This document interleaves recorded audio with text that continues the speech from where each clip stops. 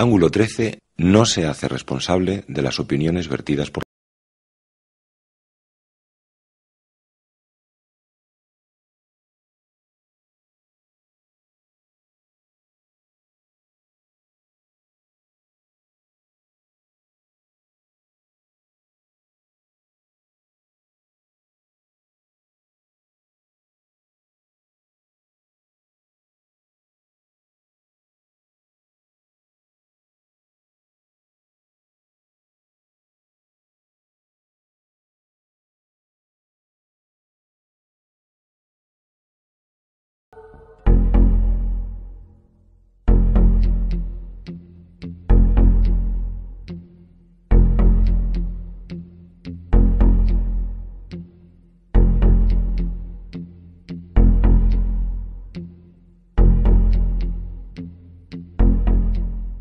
Qué ganas tenía de volver a sentarme frente a este micrófono, en la penumbra de este pequeño estudio de radio que las paredes de mi casa han tenido a bien acoger. La magia de la radio llama de forma constante a las puertas para que, al abrirlas, podamos aspirar a una bocanada de lo insólito y lo misterioso, de ese misterioso aire. La magia de la radio llama constantemente para que nosotros podamos atenderla. Arrancamos una nueva entrega de Ángulo 13 y me he propuesto llevarte esta noche a recorrer entre las entreluces de la verdad y la mentira, de la historia y la leyenda. Aprovecharé, si me lo permites, para responder algunas de las interesantes preguntas que me has enviado a través de las vías de contacto habituales. En la segunda parte del programa nos vamos a relajar para escarbar en nuestro interior, para buscar la luz que nos guíe en cada paso que damos. Nada hacía presagiar hace apenas unos 15 años que el concepto de vida que teníamos en la sociedad occidental iba a convertirse en el mayor proceso de transformación humana del último siglo. Sin duda alguna, vivimos continuamente inmersos en un mar de etapas cíclicas que nos muestran una y otra vez que lo pasado regresa y que lo que regresa lo hace avalado por la experiencia de lo anterior. Nuestra forma de entender la vida está en la actualidad en estado de alerta. Al igual que ya ocurriera en etapas como la hippie o la New Age, la búsqueda de agarraderas vitales nos llevan inexorablemente a disfrazarnos con las vestimentas de lo cercano a la fe, a todo lo que se tiñe de divinidad, capaz de echarnos el cable que nuestra debilidad humana necesita. Son días los actuales para escarbar en lo que somos realmente, a sabiendas que en muchas ocasiones lo que se muestra es la verdad de la gran mentira en la que estamos viviendo frente a los demás e incluso frente a nosotros mismos. Saber quiénes somos realmente asusta. Quizás sea por ese miedo atávico o simplemente por la guía de un puñado de complejos. También están los que se visten de espirituales de cara a la galería porque eso les reporta complejos lazos sociales en un entorno de cartón piedra. Personajes de cuadriculado postín que enarbolan banderas de nuestra espiritualidad, reuniendo un reguero de debilitados incautos al módico precio de 150 o 200 euros. La nueva forma de entender la espiritualidad, si está bien entendida, pasa por realizar un trabajo intenso sobre las alfombras de los egos, de las conjuntadas verdades y mentiras, que es lo que somos en realidad. Esta noche hablamos con Jairo Prieto Fernández, autor del libro Tu Sol Interior, con quien buscaremos algunas claves que nos guíen hacia la luz del conocimiento más importante, el descubrimiento de lo que somos nosotros mismos. Un ángulo 13 que viene para sumar. Si quieres, te apuntas. Programa 24 de la 8ª temporada. Bienvenida a Ángulo 13. Comenzamos. Ángulo 13, presentado y dirigido por Juanca Romero.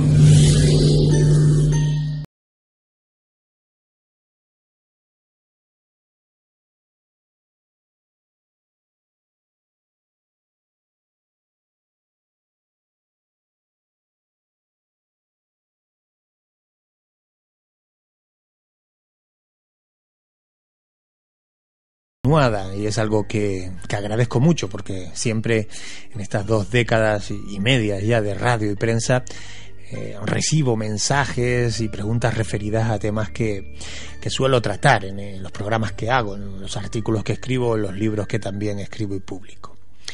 Parte del programa de esta noche la vamos a dedicar a dar respuesta a algunas preguntas o curiosidades, evidentemente, desde mi sesgado y parcial punto de vista, que está muy alejado de dogmas de fe y decretazos, ¿verdad? Es que es importantísimo. A veces a uno le faltan palabras para transmitir lo mucho que valoro precisamente que formes parte del trabajo que uno hace. Y esto, todos los que nos dedicamos a la comunicación, especialmente la comunicación radiada o televisada, yo creo que la radiada incluso aún más, debemos de reflexionar y debemos de hacer de vez en cuando una parada para dimensionar y darnos cuenta de lo importante que es ese contacto, ese hilo directo con el oyente, con el lector en el caso de los libros o los artículos. Nos sentamos aquí, en esta pequeña poltrona, en este, vamos a decir, desdibujado y radiofónico atril, para dirigirnos a quienes quieran escucharnos. Nos sentamos frente a un micrófono sin tener claro cuántos, que yo creo que es un dato poco importante en realidad, el cuántos, pero sí quiénes están al otro lado de la radio. Quiénes en este mismo momento, en este instante, a través de este directo o ya una vez publicado el programa en un podcast, da igual, quiénes a través de un programa, de un aparato de radio, de un ordenador, de un teléfono móvil, nos puede estar escuchando en este momento. Y sobre todo valorar la importancia, darle la dimensión que merece a ese hecho. No todo el mundo puede presumir de tener un trabajo en el que sea escuchado, ¿verdad? No solo oído, sino escuchado.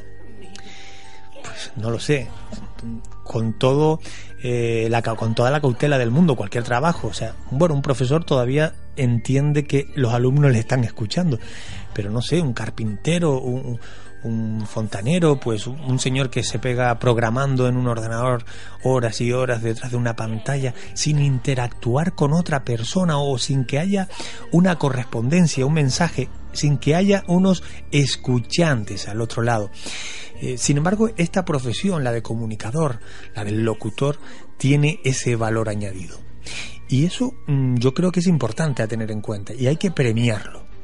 Yo por eso quería esta noche mandar un extensivo aplauso no solo a ti que en este momento estás escuchando Ángulo 13 y las cosas que puedo contarte, sino extensivo a todas estas últimas décadas en las que, pues cuando hacía radio por la mañana, las amas de casa mayoritariamente, ¿verdad? Era otra forma de hacer radio, pues escuchaban lo que les contaba, aquellas recetas, aquellas noticias de ámbito social, político, cultural, o cuando pues retransmitía, pues no sé, una romería o un pleno parlamentario, o ahora hablándote de misterios. Siempre hay alguien al otro lado que está recibiendo tu mensaje, y a todos esos oyentes me apetecía esta noche pues mandarle un fuerte abrazo y sobre todo el reconocimiento de un humilde locutor que les tiene presente y que siempre voy a tener claro que el sentido último y primero y último de sentarme frente a un micrófono, da igual si es un gran estudio iluminado y enmoquetado, da igual si es en la penumbra de como hago ahora de mi despacho personal en casa, da igual, ese respeto al oyente que está al otro lado te lo quiero transmitir, y por supuesto mi agradecimiento en mayúsculo. Bueno, pues después de esta especie de speech que me acabo de lanzar, si te parece, vamos a leer algunas de las preguntas que me hacen a través de las vías ordinarias, que luego recordaré, correo electrónico, también las puedes hacer por privado de Facebook, Twitter, en fin, las preguntas que me hacen continuamente referidas muchas de ellas, la mayoría, al ámbito de lo insólito, al ámbito del misterio. Me gustaría empezar con una pregunta que nos hace, o que me hace, Remedios a ver si lo digo bien, porque los canarios lo de la Z no lo pronunciamos, ya sabes. En canarios diríamos Remedios Alzazu, de Bilbao. Si intento fingir, diría Remedios Alzazu, pero como no me sale, lo vamos a dejar como lo dije al principio. Remedios Alzazu, desde Bilbao, me pregunta: ¿qué puedes contarnos sobre la conocida como señal WOW o WOW? Hace mucho tiempo que no escucho hablar de esa señal o cualquier otra que se asigne a vida inteligente venida desde otros planetas.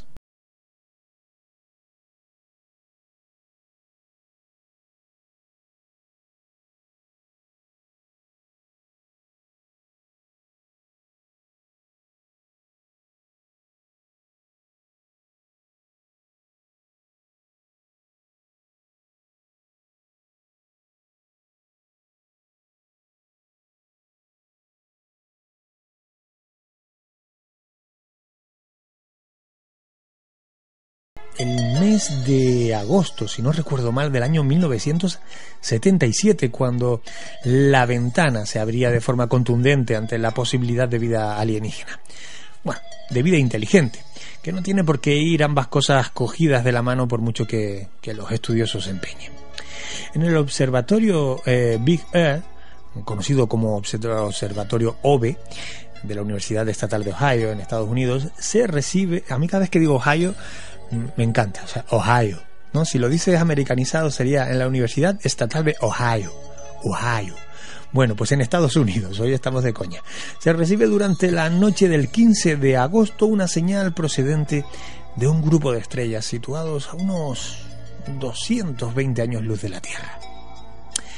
Jerry Eggman, el buen hombre que trabajaba en ese momento como operador de guardia, se quedó perplejo ante una señal de radio que durante aproximadamente 72 segundos, los tengo íntegros grabados, hemos escuchado o vamos a escuchar en un ratito ese sonido wow, no los 72 segundos porque son muchos y es muy coñazo, muy pesado, pero sí vamos a escuchar un poquito. Bueno, pues durante 72 segundos se tornó protagonista del que parecía ser un momento único que cambiaría nuestra forma de entender el mundo.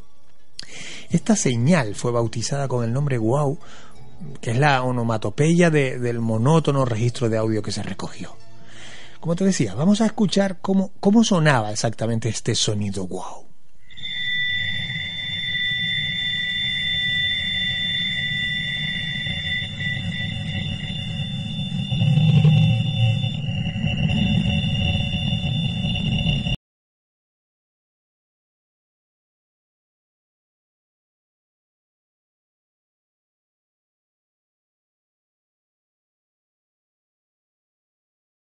Interpretado por los hombres y mujeres de ciencia como una señal extraterrestre que podría suponer la primera comunicación entre la Tierra y una supuesta civilización extraterrestre, se convirtió en la única y vulnerable prueba de que no estamos solos, aunque jamás se volvió a repetir esta señal hasta nuestros días. Unas cuantas décadas después, quizás menos, hay que decirlo, estamos menos crédulos que hace 3-4 décadas, pero igual de ilusionados, ¿no? Asistimos a una solvente explicación, prácticamente hace un año y algo, de lo que en realidad fue nuestro querido WOW. Te lo voy a contar. Mira, al parecer, y según los estudios del profesor de astronomía Antonio París, la setentera señal en realidad no recoge ninguna forma de comunicación. Lo siento, darte la mala noticia. Se trataría del sonido producido por la emisión de hidrógeno de dos cometas conocidos con los fantásticos nombres de P/2008Y2 y el 266 P/Christensen. Bueno, vaya nombre para dos cometas. A mí me bautizan con ese nombre y posiblemente digo que me llamen por el apellido. Bueno, pues, dicho de un modo más cercano y coloquial, lo que el bueno de Jerry recogió aquella noche del verano del 77, en realidad fue una especie de un pedo de hidrógeno compartido entre dos cometas. Miles de horas de radio, cientos de libros dedicados a los alienígenas que pretendían decirnos algo con un escueto wow, para toparnos ahora con la cruda realidad. Las cosas del universo son así, y cuando se entremezclan con los ETs y otras razas de ficticia procedencia, se meten de lleno en el terreno del esperpento, en el que se entremezclan marcianólogos, corsarios de la verdad, abducidos y penosos seres de luz. Bueno, en fin, que de todos modos no debemos abatirnos porque la buena WOW se haya transformado en un simplón pedo sideral. Los últimos avances en astrofísica hacen presagiar una próxima década fértil en estas cosas de la vida extraterrestre, o eso es lo que nos cuentan las lenguas capacitadas para hacerlo. Claro que las que presumían de solvencia intelectual en las últimas 4 décadas, aquellos que hablaban de WOW como el top, ahora se esconden ante esa transformación de WOW en un simple paupérrimo y poco prometedor pedo espacial. Estoy convencido de que a partir de ahora brotarán como hongos los ufólogos, especializados en flatulencias extraterrestres. De eso no me cabe la menor duda, Remedios. Gracias a ti por hacerme esa pregunta. Poco más te puedo contar porque poco más sé sobre la señal WOW, tampoco te voy a engañar. Un abrazo también extensivo para todos nuestros oyentes o todos los oyentes de Ángulo 13 que nos escuchan desde Bilbao y ese hermosísimo País Vasco. Andrés Velasco, desde Granadilla de Abona, en la isla de Tenerife, dice así o escribe así: hola Juanca, mi nombre es Andrés Velasco y en una ocasión tuve el honor de asistir a una de las rutas del misterio que haces. Fue en Santa Cruz de Tenerife y me suena que hablaste sobre algo relacionado con frailes que se peleaban entre ellos por unas campanas. ¿Podrías refrescarme esa historia? Gracias.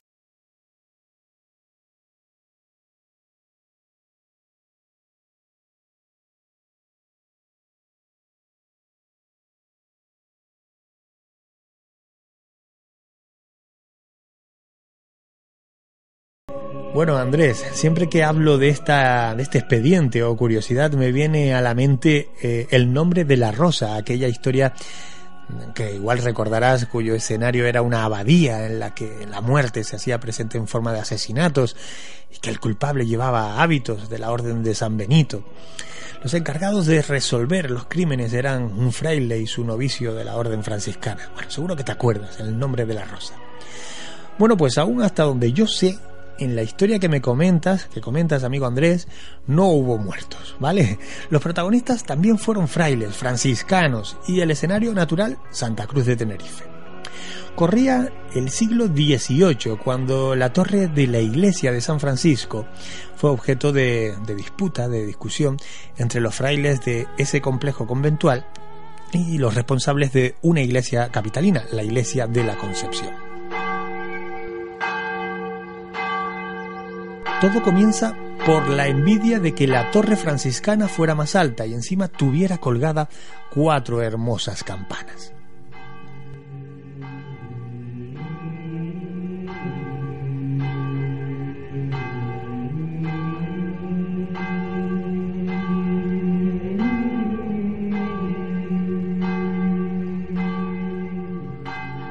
Con rapidez corrieron a denunciarles a las autoridades eclesiásticas, ya que una bula de principios del siglo XV prohibía a los conventos el uso de más de una campana.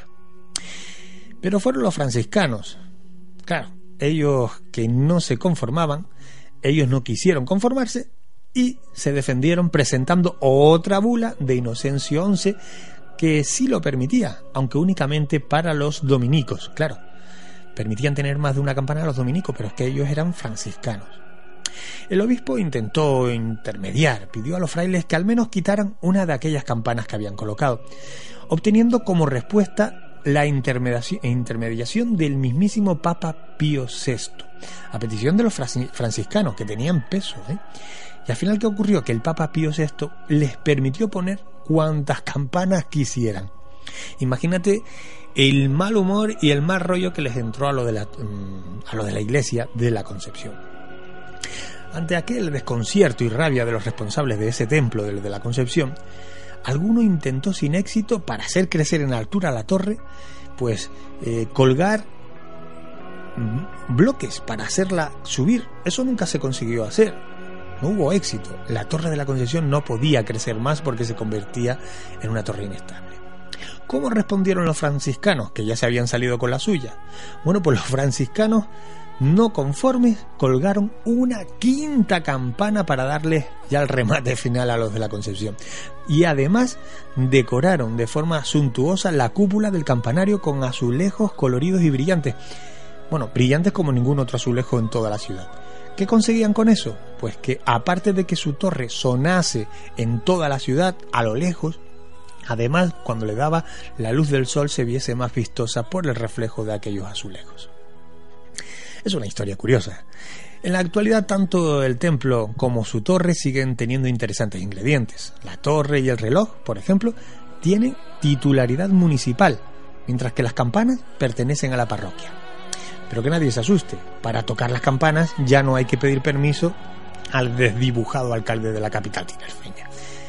Hay que tocar un botoncito, hay un dispositivo que permite hacerlo desde el interior de la iglesia sin tener que usurpar la propiedad de la torre y el reloj que no les pertenece.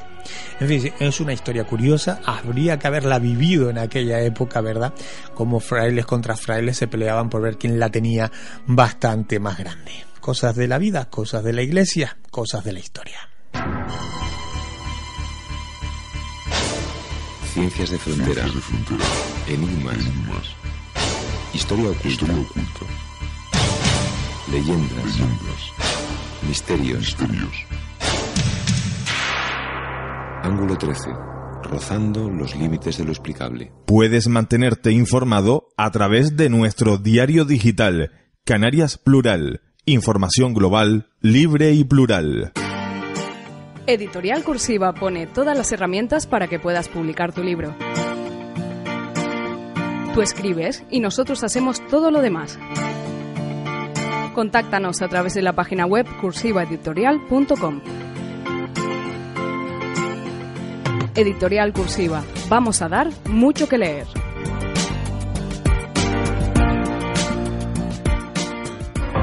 Lo que logramos ver concretamente fueron una serie de luces de carácter. El hombre ante lo desconocido pues siempre tiene un cierto temor. Yo soy una de esas personas para quienes todo lo relacionado con la muerte. Habíamos visto algunas luces de estas, como se apagaron los faros, se apagó el motor y el casete dejó de funcionar. Bien, los amigos de Ángulo 13, a partir de este momento ya pueden descargar el programa desde la página web.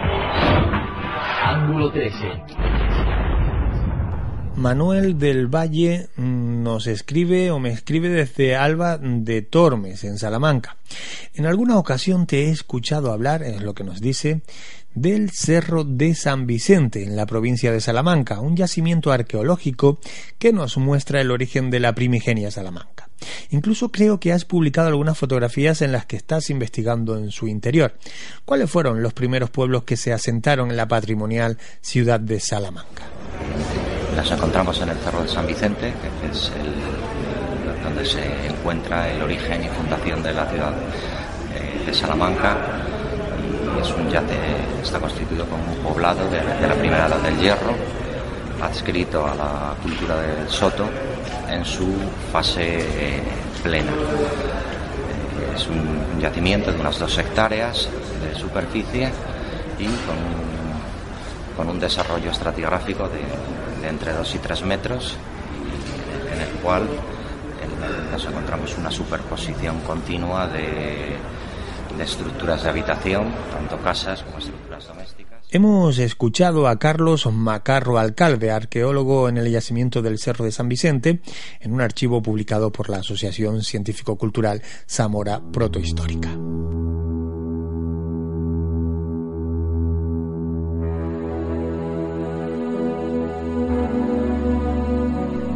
Manuel del Valle me hace una pregunta sumamente interesante y que supone sin lugar a dudas uno de los grandes pilares de lo que supone Salamanca y por extensión España a nivel antropológico.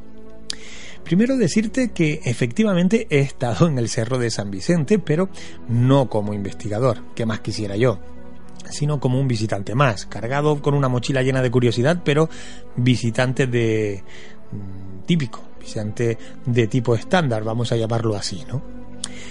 Fueron los vetones, y hablamos de tiempos prerromanos, los que se asentaron en diferentes lugares de la provincia, como Bletisama, actual Ledesma, localidad que me atrae enormemente, por cierto, Augustóbriga, que igual que suena a poco a nada, pero que es el nombre que se daba a la actual y bonita ciudad Rodrigo, y por supuesto Salmantica, la maravillosa y actual ciudad de Salamanca. Con la llegada de los romanos y las sucesivas culturas, Salamanca se ha forjado, y hay que decirlo, en la más sólida cimentación cultural. Mencionas en tu pregunta el Cerro de San Vicente. Bueno, debo confesarte que me declaro adicto a todo lo que representa este maravilloso lugar y que, por triste que parezca, muchos naturales de la provincia ni conocen. En esas excavaciones se esconden algunas de las respuestas más sorprendentes sobre el origen de Salamanca. Es admirable el trabajo que los especialistas están haciendo en ese paraje y el amor que le ponen a lo que hacen. Yo simplemente recomiendo visitarlo. A quienes son naturales de la provincia y a cualquier ciudadano del mundo que, por lo que sea, pase al menos un día en Salamanca. Está muy bien el casco antiguo, por supuesto que es fantástico. Toda la ciudad. Pero si quieres conocer de verdad a un pueblo, debes excavar y escarbar en sus orígenes, y el Cerro de San Vicente sin duda alguna es el punto de partida, es el punto por el que debemos empezar a andar en nuestra curiosidad salmantina. Gracias por tu pregunta. Y más preguntas. Toña Dorta, desde Valle Gran Rey, en la isla de La Gomera. Desde que era pequeña, y de eso hace mucho ya, he escuchado hablar de luces que se aparecen en los caminos o vienen para anunciar algo a los que pueden verlas. Me gustaría saber qué opinas sobre eso y si se siguen produciendo. Felicidades por todo lo que haces y por leer mi pregunta, .. si la lees. Pues claro que la leo. De hecho, ya la he leído, Toña.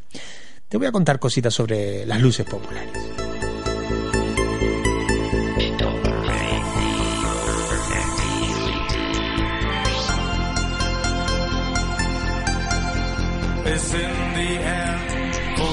El fenómeno infantilmente bautizado como luces populares es quizás uno de los asuntos referidos al mundo de lo insólito que más veces ha sido disfrazado, tuneado y hasta me atrevería a decir que prostituido.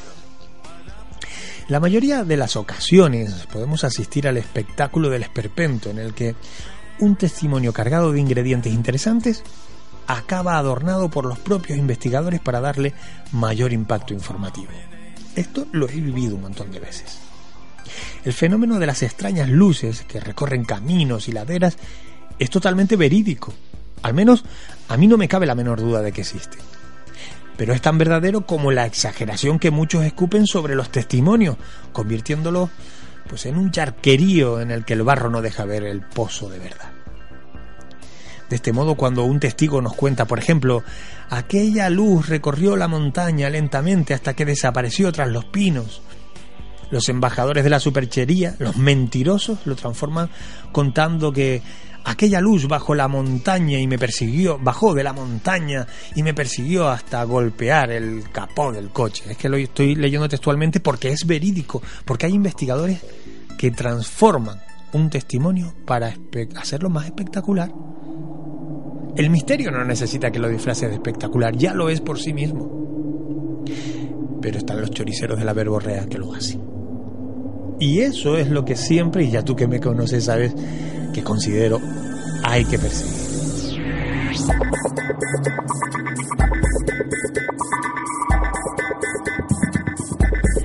En Canarias el fenómeno tiene su máximo estandarte en la conocida luz de Mafasca, aunque hay otras muchas.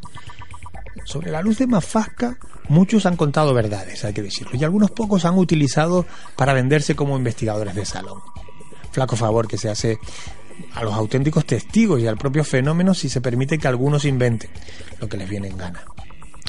Cuando el asunto referido a las luminarias cae en las manos de falsos divulgadores, y permíteme que te responda en esta clave tan directa, ¿verdad? Cuando cae en manos de estos falsos divulgadores, pasa a convertirse en extrañas identidades facultadas para acosar a los humanos, golpearlos, y a poco que se enfurecen, estas bolas, estas esferas, estas luminarias, les provoca la muerte. Bueno, es que algunos han salido con estupideces como esta. titular sería: investigador provisto con un mullido chaleco y grabadora ochentera logra derrotar a una lucecilla popular tras un largo combate a vida o muerte. Bueno, no nos engañemos y sobre todo no nos dejemos engañar por los fariseos del misterio.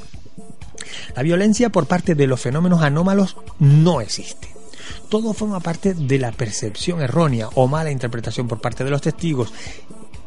Y hay que decirlo, en el mayor número de ocasiones forma parte del cutre guión de los oficialistas contadores de estas cosas. He podido conocer a unos pocos de esta calaña, pero para satisfacción de la mayoría supone un porcentaje muy bajo a nivel estatal o europeo. Lástima que aquí en Canarias no cundan los buenos y respetables ejemplos. En fin, es lo que hay.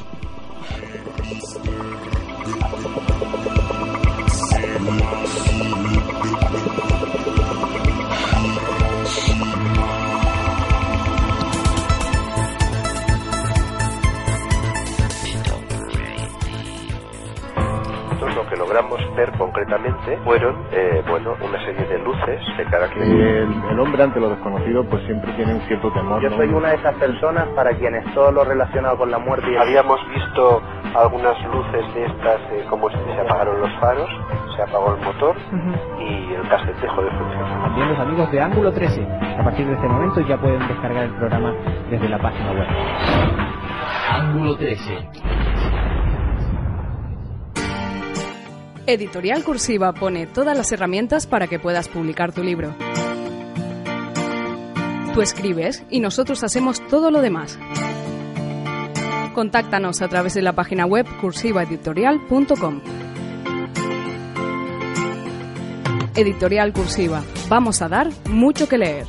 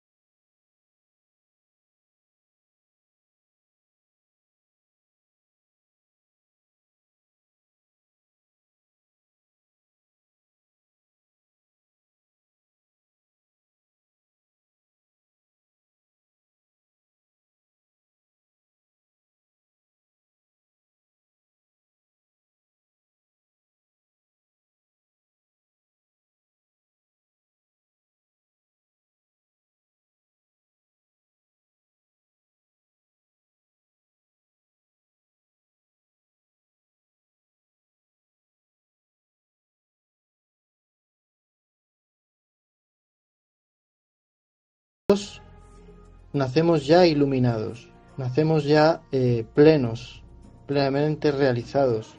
Nuestra esencia es la iluminación. Lo que pasa es que el sistema nos va apartando y con el condicionamiento sociocultural de esa esencia sagrada. Pero sí, todos nacemos con ese sol interior. Dando por bueno tus postulados, nacemos iluminados. Pero cuéntame, ¿puede ocurrir que la luz de ese sol interior nos abandone, nos deje completamente a oscuras? Ese sol interior siempre está brillando. Fue antes de que tú nacieras aquí en la Tierra y será después de que mueras. O sea, ese sol interior es tu esencia sagrada, es lo más puro del ser humano. Es algo que no ha sido creado, es algo que siempre ha existido y que siempre existirá. No es algo que vaya a desaparecer cuando tú te mueras o cuando alguien se muera, no. Ni siquiera es algo que surge cuando tú naces, no. Porque si surgiera y desapareciera, quiere decir que está sujeto al mundo de las formas, al mundo de lo que es mutable, de lo que aparece y desaparece, de lo que se transforma, de lo que cambia, de lo que nace y muere. Pero ese sol interior, que está dentro de todos nosotros, no nace y nunca va a morir, nunca ha nacido y nunca va a morir, porque es eterno. Ese sol interior siempre ha estado brillando ahí, en el centro de nuestro corazón, y siempre brillará. Por eso, por muy oscuro y que sea nuestro mundo, por muy malas circunstancias por las que estemos pasando, y por las situaciones negativas por las que estemos viviendo, da igual, porque ese sol interior siempre va a estar brillando. Es como las nubes que pasan por el cielo. Puede que un día tu cielo se nuble de nubes, pero tú sabes que ese sol siempre está brillando detrás de las nubes. Pues nuestro sol interior es igual. Por muy oscura y negativa que sea nuestra vida, ese sol interno siempre está brillando dentro de nosotros. Y al conectar con esa luz, tu vida adquiere otro significado. Encuentras un refugio de paz y de seguridad verdaderas, en el que puedes refugiarte y desde el que puedes vivir una vida más en paz y en armonía con el mundo. ¿Qué papel juega el ego en todo esto? El ego es el falso yo, el personaje. Y el papel que juega este personajillo es debería ser el de un actor secundario, ya que el verdadero actor principal de la película de nuestra vida debería de ser ese sol interior, esa superestrella de Hollywood, ¿no? Como las superestrellas de Hollywood que interpretan el papel principal de una película, ¿no? Pues descubrir ese actor principal, ese sol interior, es lo importante. ¿Cuál es el problema? Que muchas veces damos el papel principal de la película de nuestra vida a ese actor secundario que es el ego. Entonces,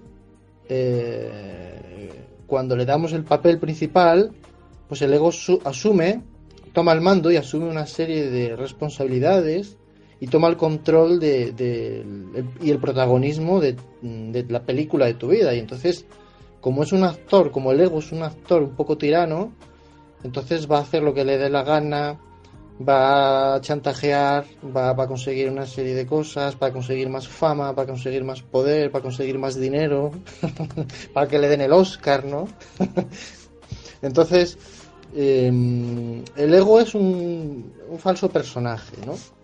A lo sumo debería de ser un actor secundario, que sí, hay que reconocer que el ego tiene un papel importante en la vida, tampoco vamos a negarlo, pues el ego es necesario para relacionarnos en este mundo, pero sin darle el protagonismo principal, sin darle todo nuestro poder.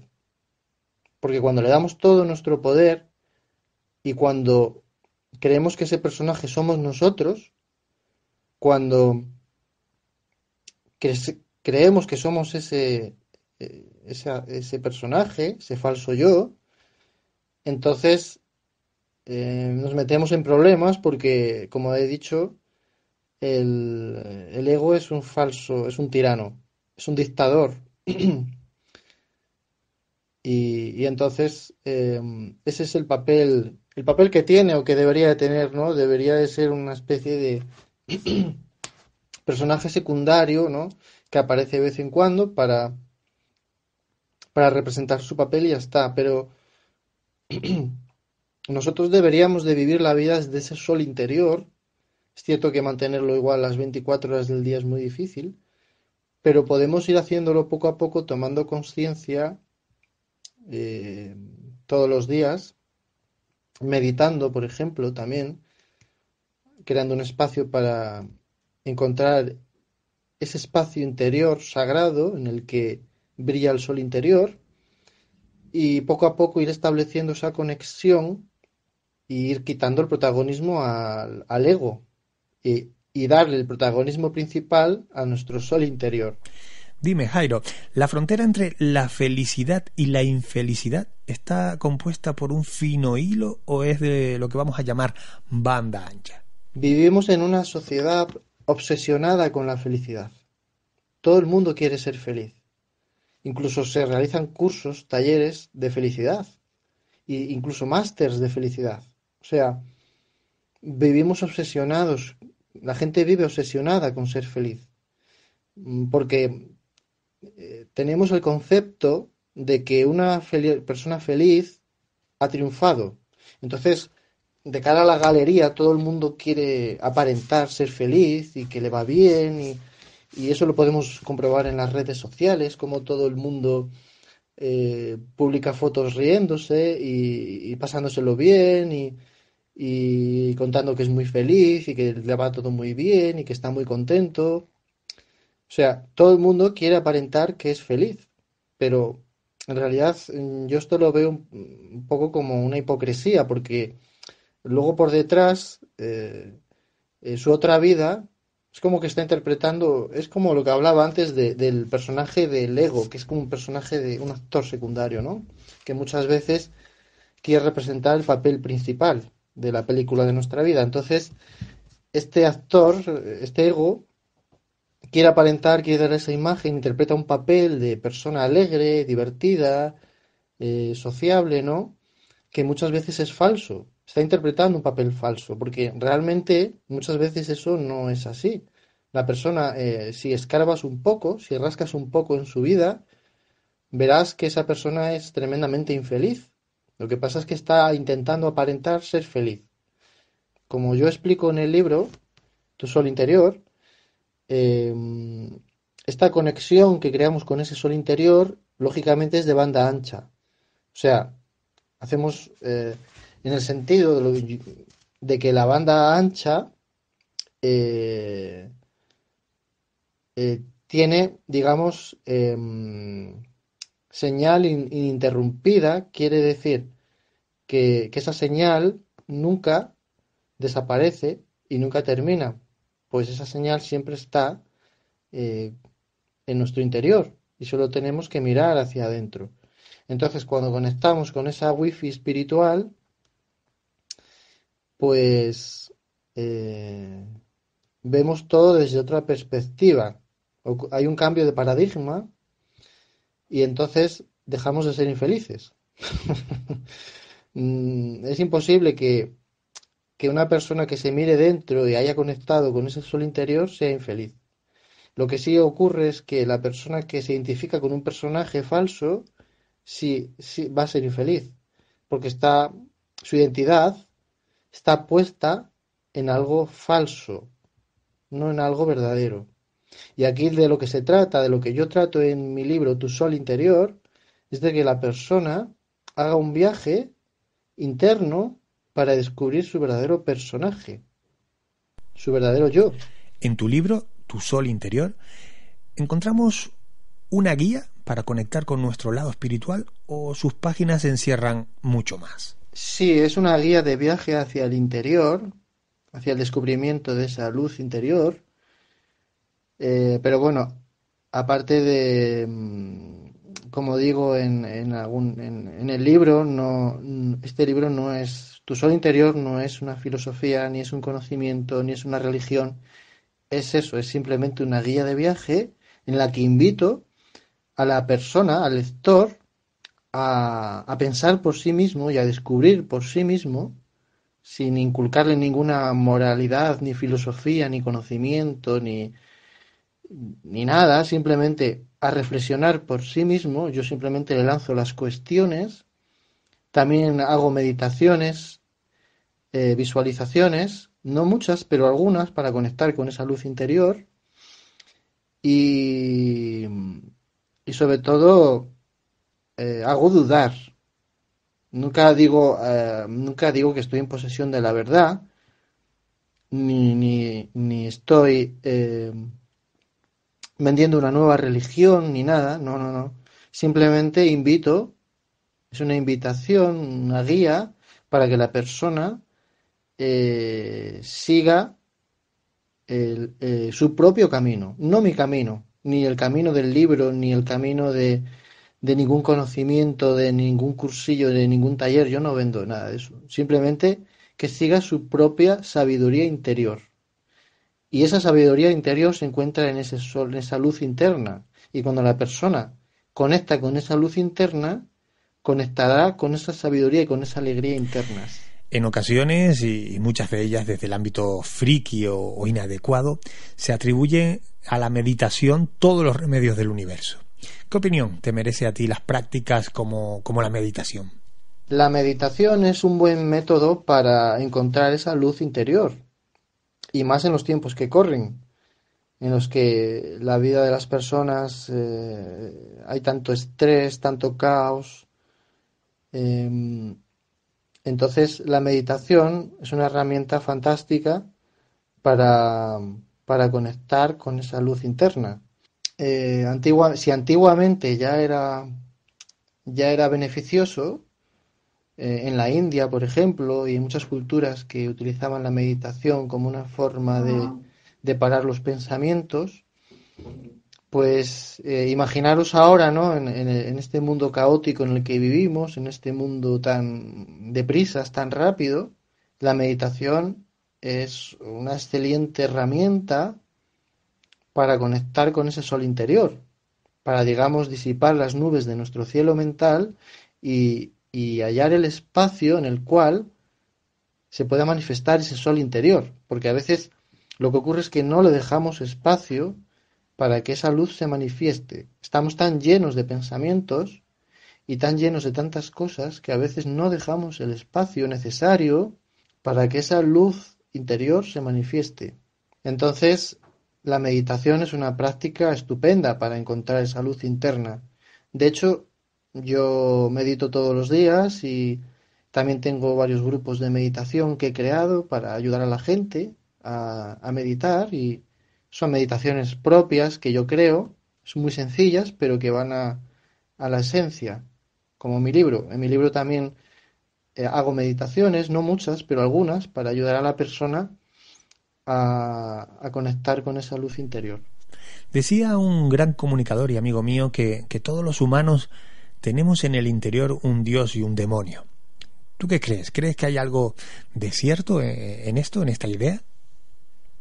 Ese Dios y ese demonio del que hablas es parte de la dualidad básica del ser humano, de lo bueno, de lo malo, de lo divino y de lo mundano. Sí, claro, ¿cómo no va a haber algo de cierto? Pues esa es en esa dualidad básica se halla la mayoría de los seres humanos de este planeta, ¿no?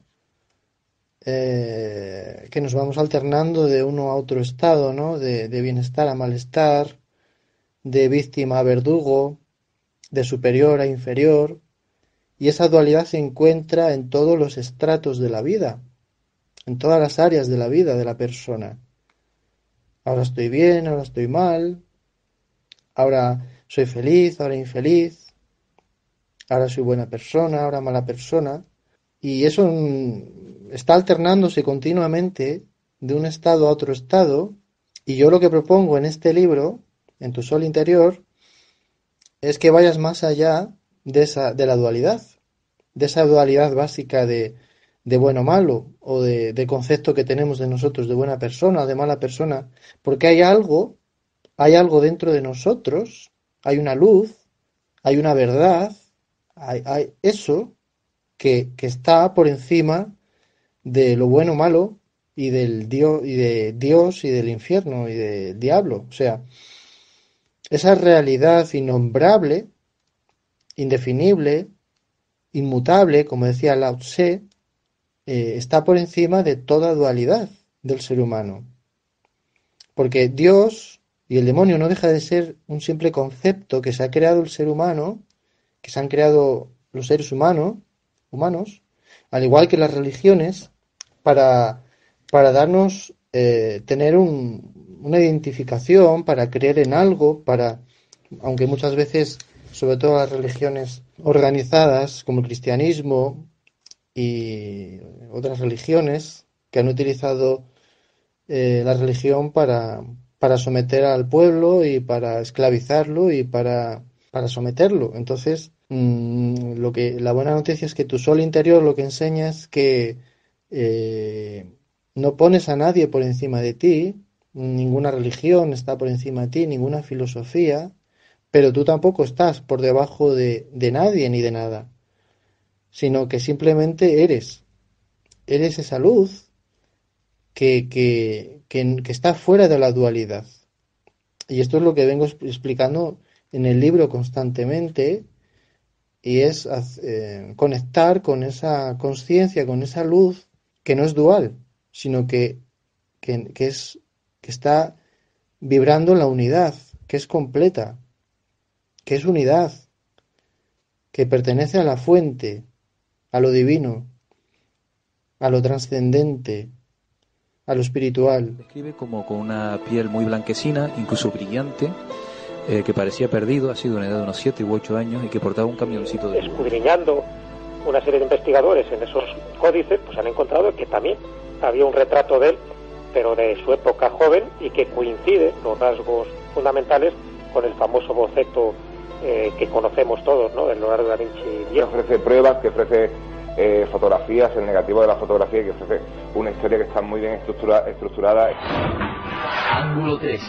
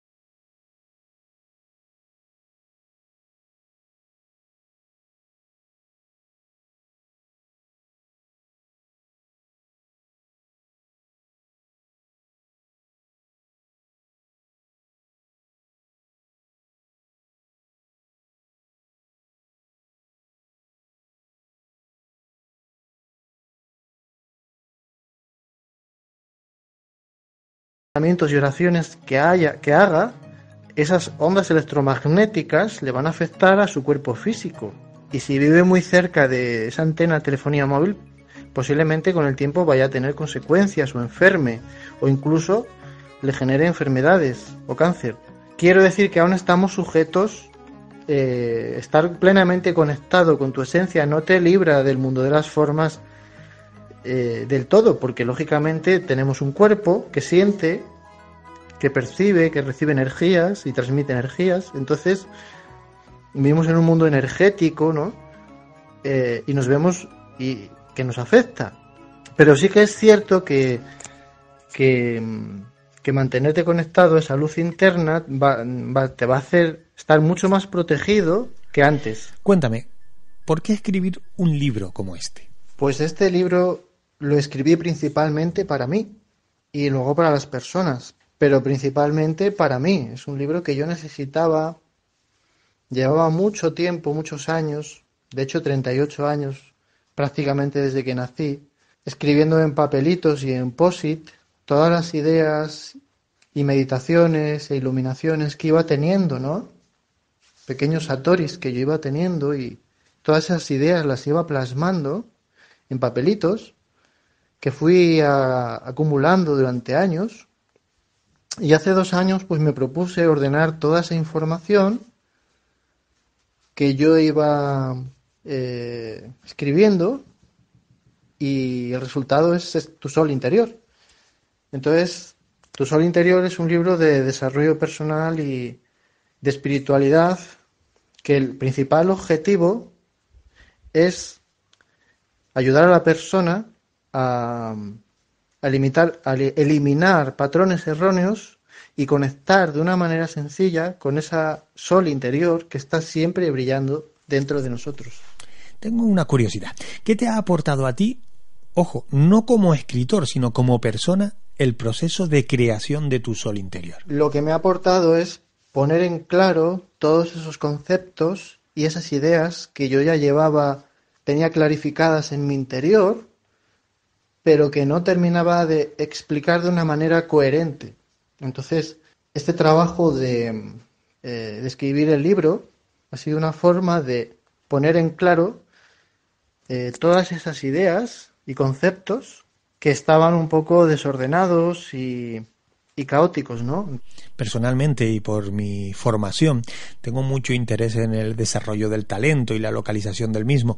¿Tu libro conecta también con esta vertiente del crecimiento personal? De hecho, la creatividad solo puede surgir cuando conectas con esa luz interna, pero yo voy mucho más allá. No solo te ayuda a conectar con la mejor versión de ti mismo, sino que te ayuda a conectar con la auténtica versión que tú eres. No con la mejor o con la peor, sino con la auténtica versión.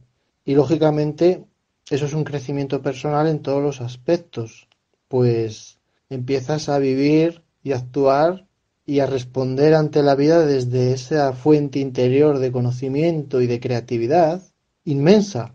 O sea, empiezas a hacer, cuando una persona conecta realmente con su presencia, con esa luz interior, empieza a hacer lo que ella realmente siente que tiene que hacer. Empieza a ser creativa, porque la creatividad es eso, es desarrollar tus dones y tus talentos. Fíjate lo que te voy a preguntar. ¿Se puede ser feliz y no estar loco? La locura ocurre cuando uno se desconecta de su verdadero ser y empieza a interpretar personajes falsos. Cuando uno está conectado a ese centro sagrado, es feliz y además no puede estar loco. La locura viene cuando uno se desconecta de ese sol interior, que es el pilar, el centro y el pilar sobre el cual debería de girar la vida de la persona y darle una estabilidad. Ese ojo del tornado, el ojo del huracán, es lo que mantiene la coherencia, es lo que mantiene coherente a la persona en este mundo. Cuando la persona se deja arrastrar por la locura del mundo que hay a su alrededor y empieza a interpretar personajillos para agradar a uno y a otro, es cuando la persona empieza a estar loca. Pues la locura no es algo... Hoy en día sabemos que la locura en los centros psiquiátricos es una desconexión de la persona, de sí misma, que empieza a interpretar pues a otros personajes como Napoleón, como el presidente Roosevelt o cualquier otro personaje histórico o cualquier otra paranoia mental, ¿no? Y eso ocurre porque hay una desconexión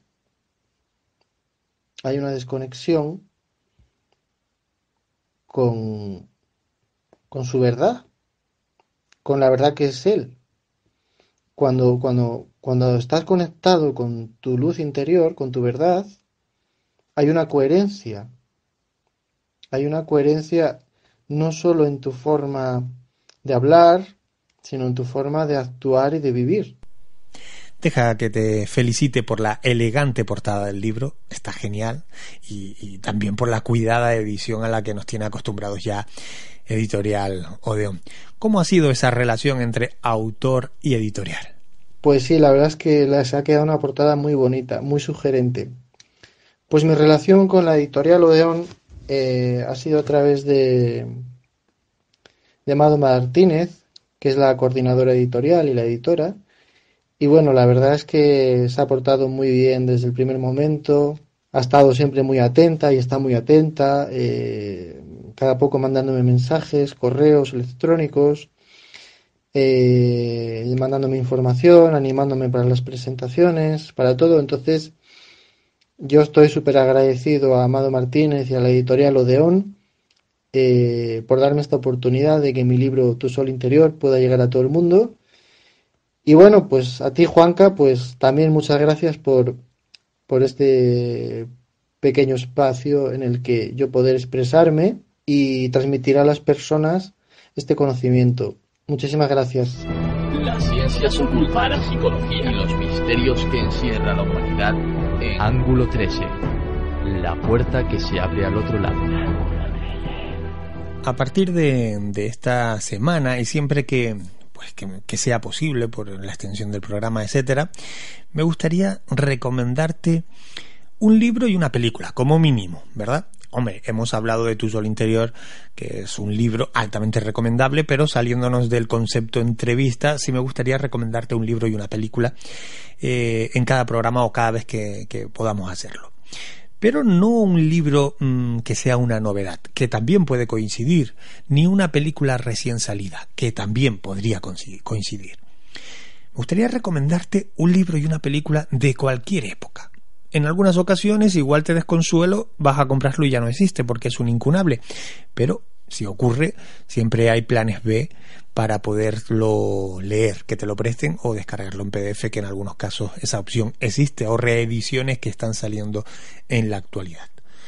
En esas recomendaciones igual encuentras la lectura o la película que puedan hacerte pasar un rato entretenido, por ejemplo, el próximo fin de semana.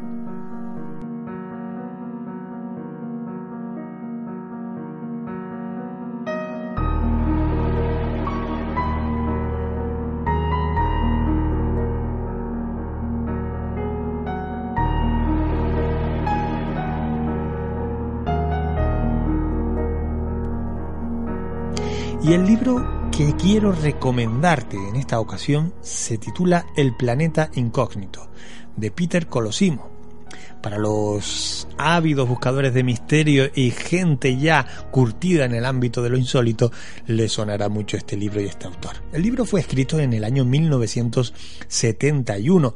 Todavía no había nacido, por el autor Peter Colosimo, como te decía, y con el título original Il pianeta, a ver si lo digo bien, sconosciuto o algo así. Bueno, yo italiano regular. Creo que era de las ediciones Sugar de Milán, ¿no? Bueno, pues este libro se publicó dentro de la colección Otros Mundos, que muchos podemos disfrutar y que deseamos tener al completo, porque eran yo creo que 140 o 144 libros los de esta colección. Bueno, el libro El planeta incógnito de Peter Colosimo vino con la traducción para esta colección Otros Mundos, con la traducción de Juan Moreno. El autor hace un exhaustivo estudio de nuestro incógnito planeta que, aun creyendo conocerlo, en el fondo no nos es mucho más familiar que cuando pudiera ser, pues no sé, un comando marciano, es decir, desconocemos todo. Es un incunable y altamente recomendable viaje a través de la fina línea entre lo posible y lo imposible. Anótalo, el título El planeta incógnito de Peter Colosimo, un libro del año 71, pero seguro que encontrarás algún incunable, algún ejemplar incunable o alguna reedición que se haya podido hacer. Pero déjame que también te sugiera una película. Yo fui quien te encontró. Te quedarás conmigo hasta que lleguen tus resultados de ADN.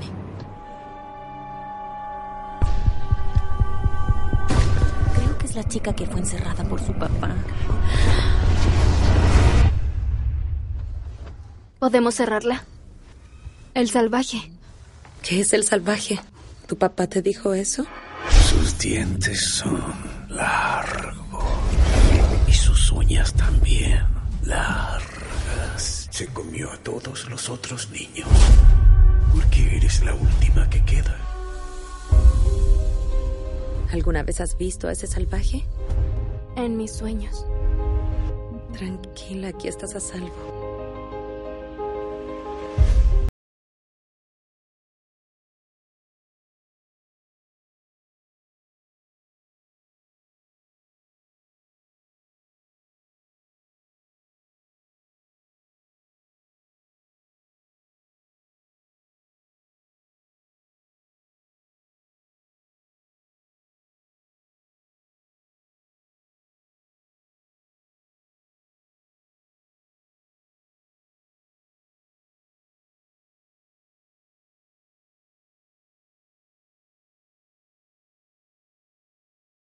Criaturas nocturnas.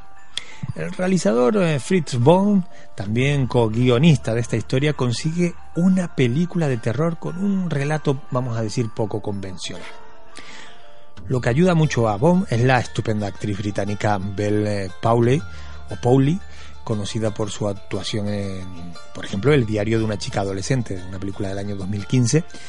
Y además esta actriz consigue que la historia levante a pesar de esos altibajos que tiene a lo largo de la trama. En especial en la parte final es cuando llega la apoteosis de la película, que no te quiero contar. Bueno, Powley interpreta a Anna, que en su etapa adolescente pues reproduce esa película, hace desarrollar el desarrollo de esa película, insisto, pero que desde pequeña ha vivido encerrada en un cuarto, alimentada y cuidada por un hombre de aspecto sepulcral, a quien solamente conoce como Daddy, y quien le ha hablado de las criaturas míticas y tenebrosas que se han comido a todos los niños excepto a ella.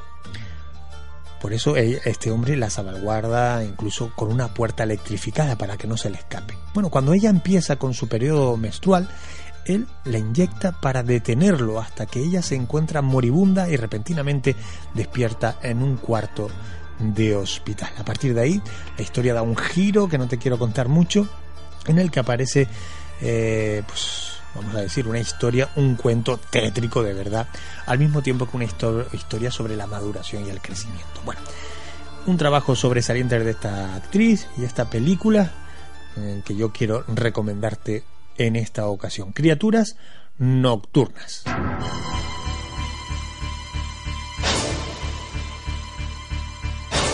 Ángulo 13. Dirige y presenta Juanca Romero.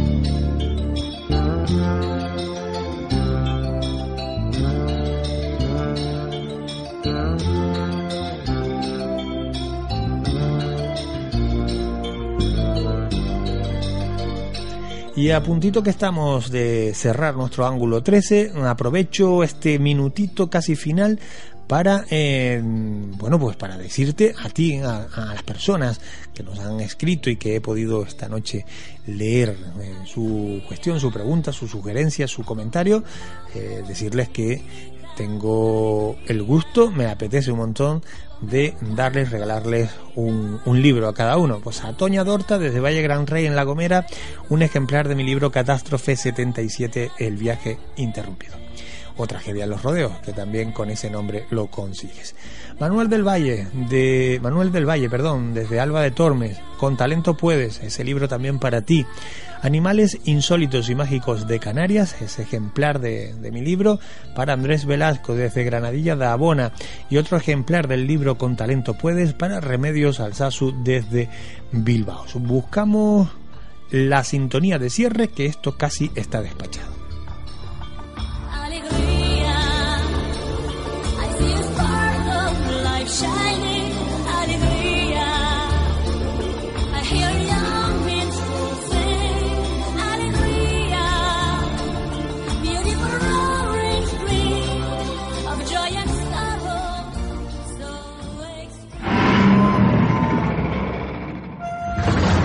Ángulo 13.